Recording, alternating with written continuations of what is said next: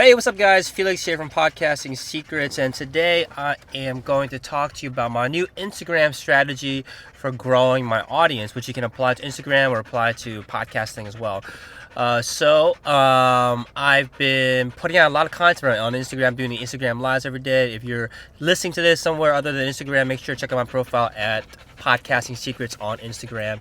And I've been putting a lot of content out on Instagram Lives. I've been putting posts daily. I've been investing a lot of time into Instagram, but it's not growing as fast as I want, right? I think I talked about in past Instagram Lives, past episodes, about how I'm impatient with any kind of growth. I need to work on it. But now I'm trying to evaluate what is the best way to move forward, because it's hard to gauge if I'm putting out the right content if I don't have a large enough audience. And at the time that I'm recording this, I think I have about 85 followers on Instagram in a span maybe like 3 weeks. So, not bad. Maybe 4 weeks is not bad. But I want to grow. I want to be able to hit like 1,000 Instagram followers as soon as possible, because once I get to that point, I can then know what kind of content is hitting, right? When you don't have a lot of content, when you don't have a lot of followers, it's hard to tell with like statistical significance whether certain kind of content, certain kind of post, certain kind of episode resonates more than others. So it's really important for me to get enough of like a listener base to understand that. And then, on the outside, I obviously want bigger numbers because it looks better for my brand, looks better for credibility, and lots of reasons why you want bigger numbers, right? Whether it is, again, on Instagram or any other social media platform or on your podcast, being able to have bigger numbers is social proof.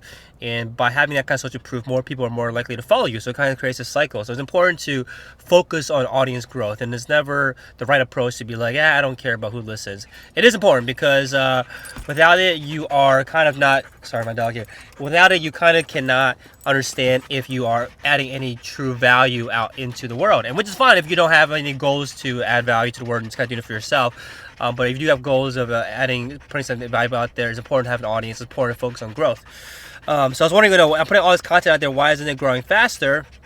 And what I realized was that there's a smarter way for me to go about it, right? I've been taking this kind of like quantity approach where I put as much content as possible, but how can I put out content in a more methodical or in a more strategic and more calculated way so that I can actually grow my audience?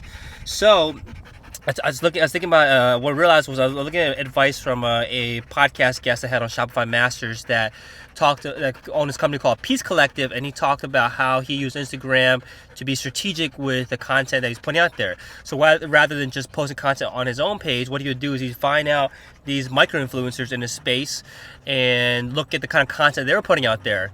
And then basically approach them and ask them, can I create content for you that matches your aesthetic, matches your style, that I know your audience is going to find valuable because they found past piece of content valuable. So would you want content like that?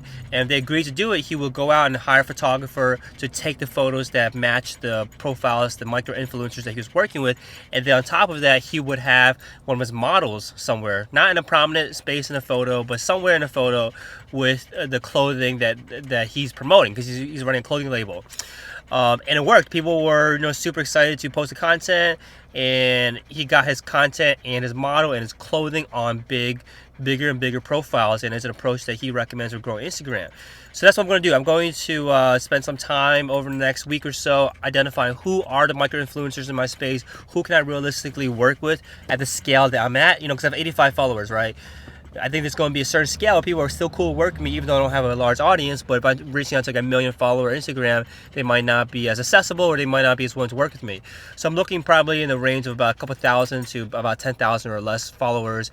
And then I'm looking for an app right now to help me identify what is the most engaging post they have in terms of comments, because comments matter more than likes, right? What kind of post gets the most kind of conversation?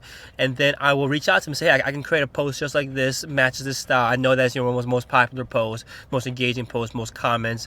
How would you like it for me to invest my time in creating this for you around the topic that I'm interested in, which is podcasting? So for example, I might go to like a real estate profile that's someone's teaching about real estate or giving real estate advice, and I see that a piece of theirs is like a 60-second video talking about the how to market your business as a real estate agent. I might come on and say, create a video for them and ask them, hey, can I create a video for you where I teach real estate agents how to podcast? Would you be interested in that? Be a 60-second video, just like the most popular post that you have on your Instagram page. And they agree to it, then I'll do it and I'll push it out.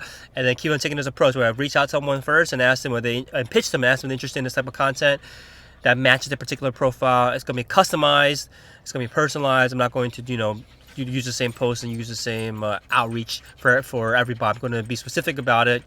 I'm not going to focus on scaling it right now. I'm going to focus on just seeing if this approach works, and then try to get like 10 people to agree for me to create content for them that matches their style, their profile, and see if that boosts my numbers up on Instagram. And I'm not going to be asking them to plug me or at me or anything, but I'm going to mention, hey, this is Felix from Podcasting Secrets on Instagram, and thank you for Real Estate Agent Pro for letting me come on to talk about podcasting. Here are the top 5 ways for real estate agents to start podcasting today. Bang it out, and then see if people are going to want to learn more about podcasting and come to my page. So that's what's going to happen. I'll let you know how it goes. What I learned about this was that, again, you have to be strategic about content. You can't just push stuff out there and expect people to come and flock to you. There's a way to do it. Maybe people discover you by you just putting out content, but you don't want to waste the opportunity with your content. Be strategic about it. That's what I learned. Now that I kind of wasn't super strategic about the content I put out, other than talking about things I knew people wanted to know about, but I wasn't like trying to co-promote with any other profiles or do too much marketing behind it, because I wanted to build a back catalog first. I talked about that in the past episode about the importance of building a back catalog, because people can now find my page if they're interested in more about if they come from the real estate profile, they come to my profile. Imagine if I had no videos or no posts yet, or maybe just a trickle of them. They're not going to be interested. But I have 40 posts on my page so far. I have, I think, like 15 Instagram Live or Instagram TV episodes. So lots of content for people to come in and consume it and then become a fan. So again, the back catalog was my first kind of stage in building my Instagram profile. Making sure I have a back catalog. Make sure I have content for people to consume if they want to become a fan and follow more about learning about podcasting. Now, next approach is getting people to check out my catalog. And that's going to be done through micro-influencers, coordinating with them to create content for them.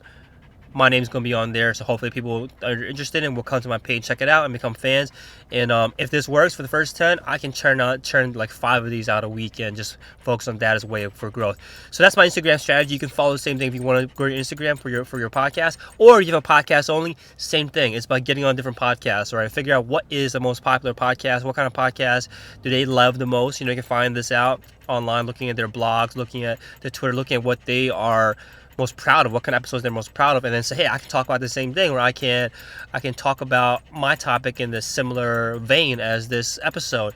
Get on the show, and then even if they don't plug you, just by them knowing your name, by them knowing your brand, by them knowing your podcast, people come check out yours as well. So same strategy, find out the micro-influencers in your space, and then find out how do you create content specifically for them.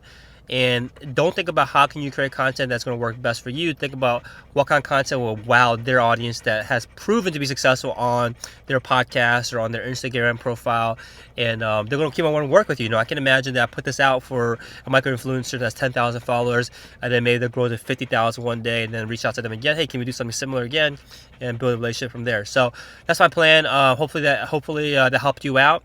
And again, a big thing I learned from this was you got to now be strategic with how you put out content. Don't waste content, and there is a smarter way to work with people to create better content, in the sense that the content that will get people to come back and check your page and for you to grow your audience. Hopefully it helps you out, and take care. Talk to you soon. Bye-bye.